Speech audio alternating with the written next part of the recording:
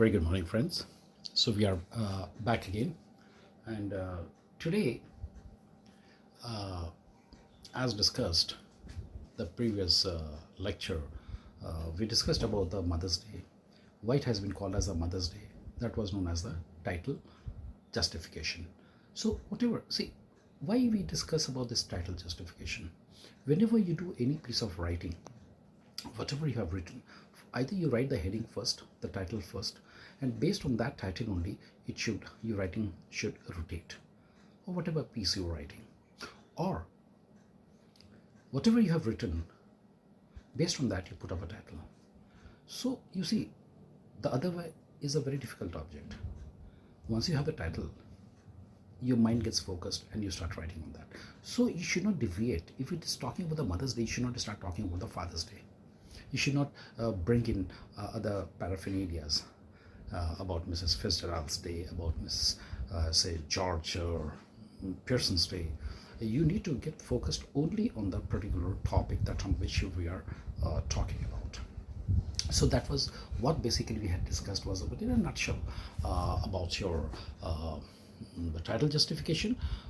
We had discussed about the author, and we also discussed about, you can say, in a nutshell, what is the main cause that is happening, and for which cause this story has been written by this illustrious gentleman, the famous gentleman called J.B. Priestley. So now let us get back to it.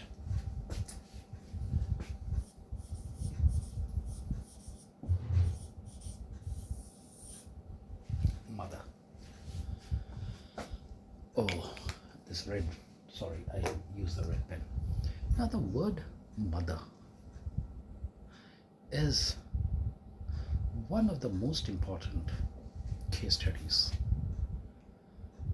and you'll be surprised to know that in later part of your life, when you go to do your MBA, Masters in Business Administration, there are many chapters, many instances when the example of a mother is given, right? You see, the I don't know whether it is there in the syllabus in Form 11 or in Form 12, but this I'm referring to the students of business studies. They'll be studying about PODS Corp, PODS. PODS Corp means P stands for planning, O stands for organizing, D stands for directing. Okay, then C stands for controlling, R stands for recruitment, B stands for budgeting. Okay, now O also stands, now it stands for organizing, but in later part of your life, when you go for your MBA, you'll also be taught a topic which is not known as organizational development. See, in our life, we can't, till yesterday, we were physically taking the classes. That was organizing. We organized a classroom, separate classroom for this English class. The time was organized. A duration was organized. The table chairs were organized. A blackboard or a whiteboard was organized. The doors, windows, the furniture, all the softwares and everything was organized, and a physical classroom was set up. And a teacher was organized to come and so Mr. Al walking in and teaching. That was called organizing. But life doesn't end there. You must, after organizing, you must go on for developments. That is called organizational development. So this today that we are having a virtual classroom is a part of organizing, development part of organizing, and that is called the development part. So now today, through the videos and through the web meets, the QL meets and all, we are conducting the classes, and the classes are on. So this is called the development part. Now, why I referred this case? You see, in MBA, mother is regarded as one person. You'll find that in general, I'm talking about in general, Even an illiterate mother is the best CEO or COO, Chief Operational Officer, or CEO, Chief Executive Officer. They are the best. They are the best case studies that we refer and we learn because they are very practical. Like Fred Luthans and Keith Davies and all, they have not written books on management, but they reflect with their skills. Let us take why, because the title of the story is Mother's Day. The mother is the central figure. So why am I stressing on this? Everybody, like the moment the CEO walks in, everybody's attentive, they're scared. The moment the COO walks in, people are all scared. They just get out of their work and they try to finish it off. But when a mother walks, nobody's bothered. Somebody's just lying down on the couch, playing with a mobile. Ordering, Mama, I want a glass of milk. Mama, I want a bottle of cold drinks. Mama, I want this. I want that. Give me a couple of sandwiches. My classes are on. Without realizing that actually she is sacrificing. She knows each and everything. She knows it better than you. We need to do our MBAs to become the CEOs or the COOs. She, without doing an MBA, she's better in her field. Why I used? Mother runs the house. She's the best financial manager. The school fees has to be paid, fees for the vans, fees for papa's petrol or diesel for his car or two-wheelers,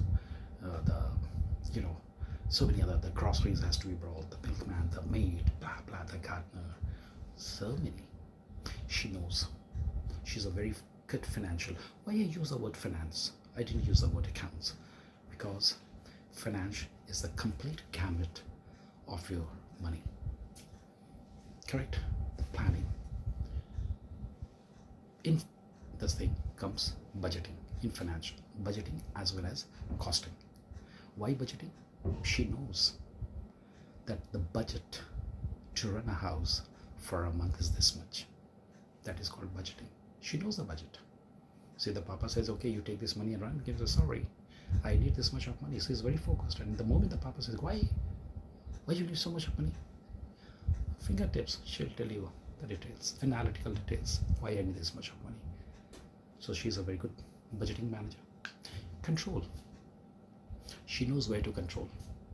We talk about if you want to expand during this pandemic, all the top conglomerates or the giants, they're cutting down on the jobs. Why? Cost control. Many of the IT segments, like they have walked out of the huge buildings that they had been occupying because most of the people, their employees are working from home. As they're working from home, what is the need of paying the rent for such a huge building? So they have moved on to very smaller offices for the time being, so that they can save the money, the rent that they were paying, say 1 CR per month. Now they can manage with, say, hardly 25 to 30,000 rupees. Cost control. So she's again a very good costing manager. She's a cost control. If the maid comes and says, okay, I want 10,000 rupees, she knows. In costing, you must know the minor details. She knows, okay, you have to do this, you have to do this, you have to do that. For this much, it comes to be 7,000. Why you ask for 10,000? I will give you 1,000 more. 8,000, come on, stop. And the maid is also absolutely just a box stand. She said, yeah, I agree with you. So she's a very good costing manager. She's a very good budgeting manager. She's a very good finance manager. Now, she's also a very good stores manager. Whenever in a day you ask for anything, be it coffee, be it milk, everything is there. You get your food on time. You get your meals on time. Whenever you ask for something, it is there. She manages the finances so nicely. She's also a very good public relations manager. If somebody comes to your house,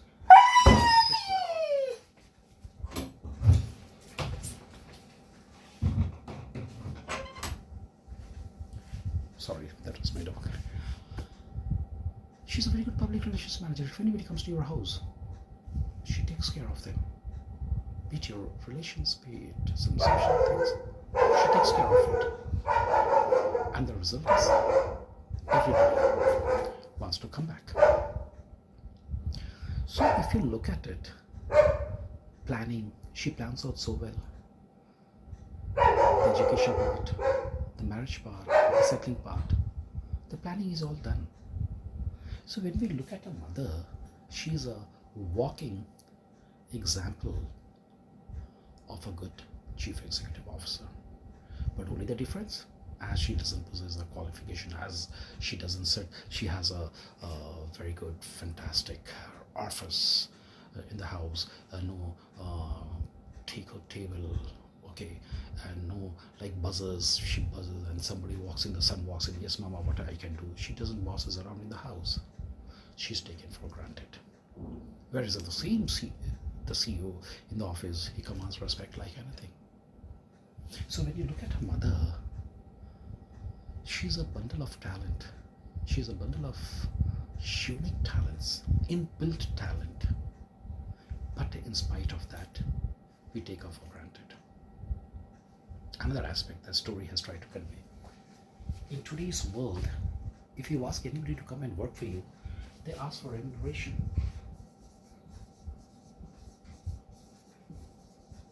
That is money. Anybody, if you ask to come and work for you, the first thing they'll ask you, how much are you going to pay me?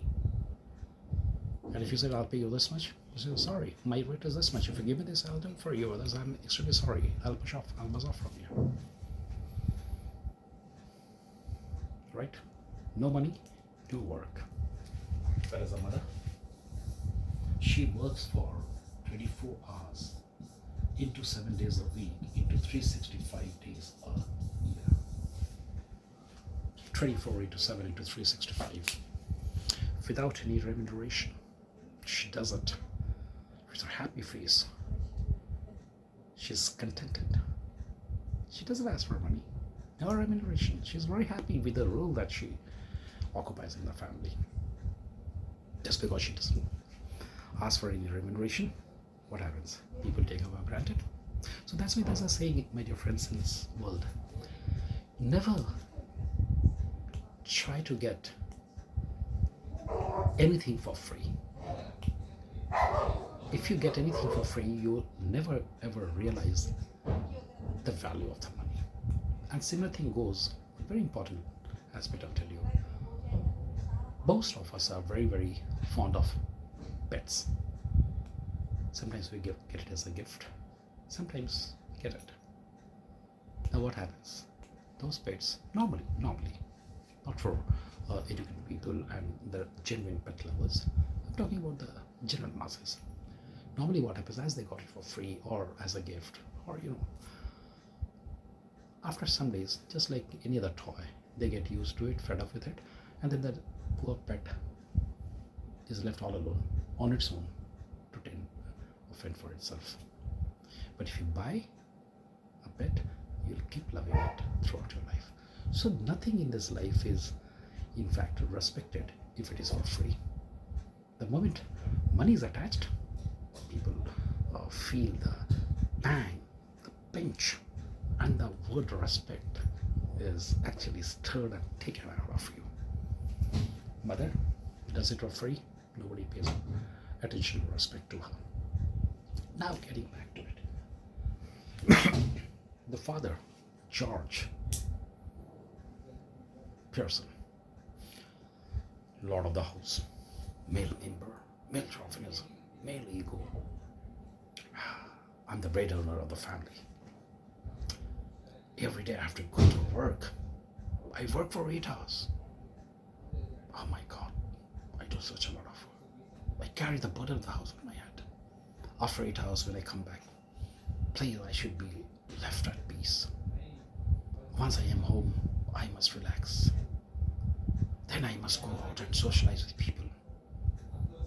I will not do any work at home because he gets paid and he feels he's a bread earner.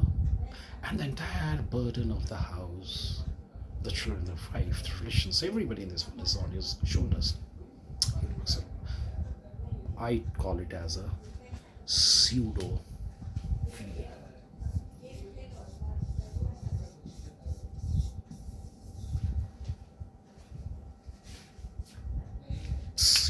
pseudo means false, absolutely false. He's not a team member at all. A project will only be completed if you work in a team, because each and every member in a team contributes. Then only any project becomes successful. I said most of the team, if you look at it, the sporting arena, the sports arena, cricket has got 11 players. One who gives the wickets, wicket keeper, one is a bowler who tries to dislodge you, the batsman, the fielders, they're all doing their respective work. If any one of them is missing, the team becomes weak. Football, soccer, as you call it. So the father, in this scenario, a generalized scenario, the father feels, but actually it's all pseudo false image that he has built up. He's not a team member. Correct. Every Sunday, oh, don't wake me. Don't ask me to do any work. Today is my weekly off again from tomorrow. I've been slogging the whole week. So Sunday he takes rest. The mother, be it a Sunday or a Monday, she'll get up at 5 o'clock in the morning, maybe goes to sleep at midnight. Whole day she's slogging it out. Before you wake up, your tea or milk or coffee is ready. When you enter for your bath, the hot water, the bathtub, everything is filled up and is ready. When you come out of your bath, neatly ironed clothes are spread on the bed. Even the shoes, socks, everything is there. I'm depicting of a general people who have this mindset. I'm not depicting there are many people in the world who take a pride in taking care of their own work.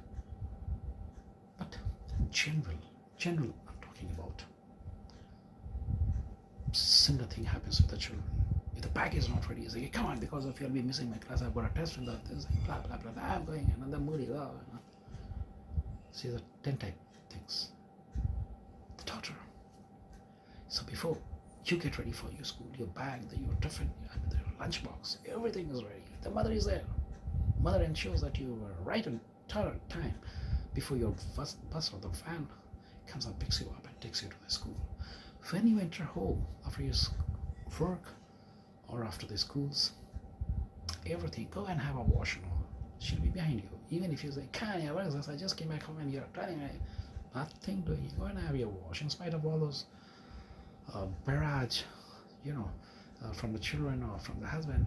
She keeps saying, no, first you go. And the moment you come out, what happens?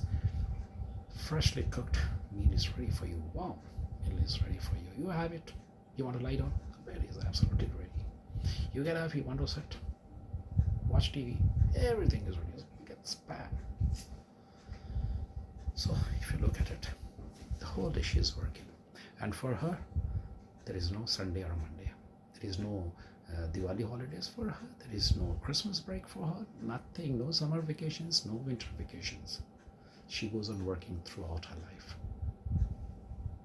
And you know what is the reason behind it? It is the love and warmth for the family members. Love, warmth of the family members. That keeps her going, motivates, propels, and she looks forward, always looking forward to the next day.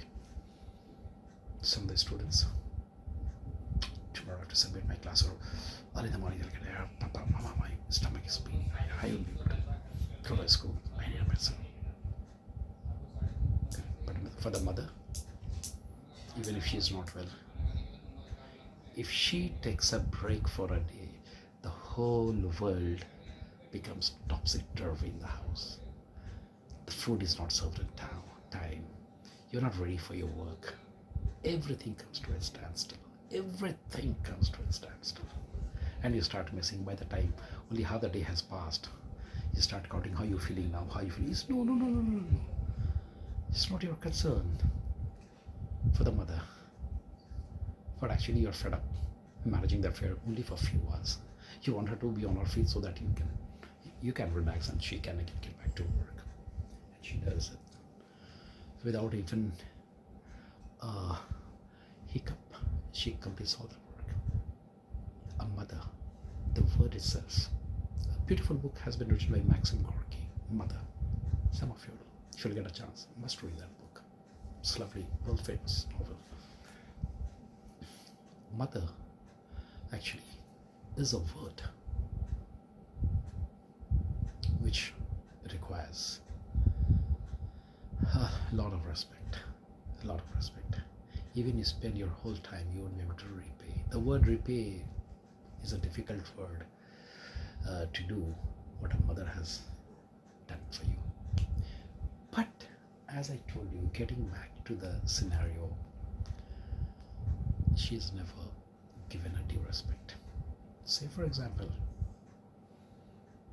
when we go to a hotel and the waiter comes and serves you water, how we try to project up, I'm a very decent, disciplined, well-educated guy, and you just say, thank you very much.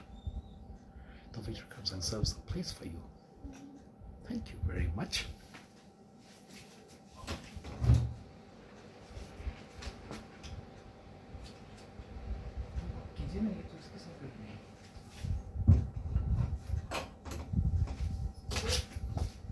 Sorry, my dog sometimes disturbs me. Now, the food has been finished. The waiter comes, gives the bill. I say, thank you. You pay the bill. You leave some tips as you're walking away. The door is held open for you. You say, thank you. You give tips also, and you walk out. Maybe valet parking. The car is parked. You say, thank you. Everywhere you say, thank you. You're paying also. You're saying, thank you. So yes, that is the right approach. That is a high way we should be. But at home, the mother early in the morning serves you milk. Still there's 5 minutes to eat. You always come and torment me when I'm in my deep sleep. You're taking long time in the bathroom. It's like when your tea is getting cold, your coffee is getting cold, your milk is getting cold. Come out and finish it off.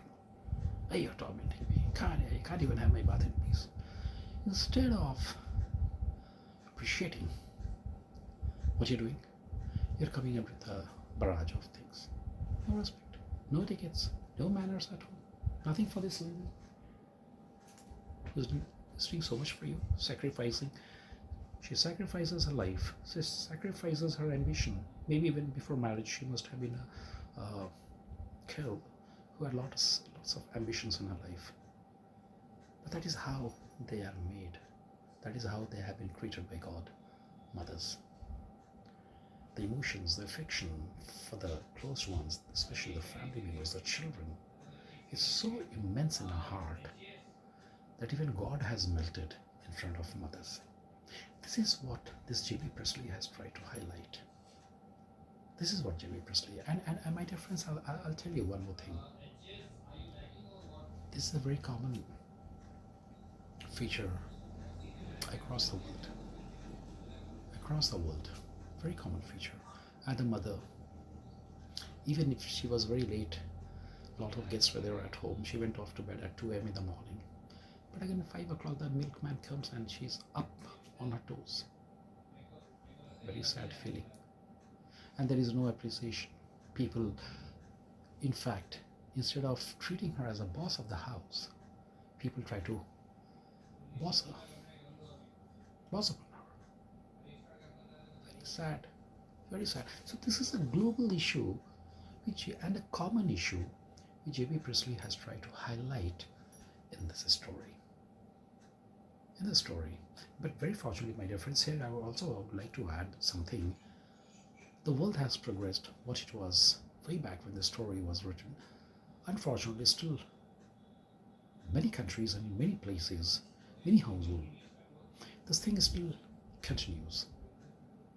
But again, at the same time, nowadays you find mostly the couple, the husband and wife, both working, both running the house in a very proper manner. They take turns, Okay, you make the breakfast, I'll make the dinner. They take turns. The husband says, okay, I'll take care of the washing machine, and I'll take care of this and that, and they are doing it. And you know something? There's one more very deep observation on this, I'll tell you. Especially in the corporate segment, the life is very tough and competing, right? So the result, hardly people get, though it's a 5 days a week, but hardly people get the time to do some workout. There's no time. The phone is continuously on. The laptop is also continuously on. They don't have time to go for the workouts. So what they do, they have taken it another way.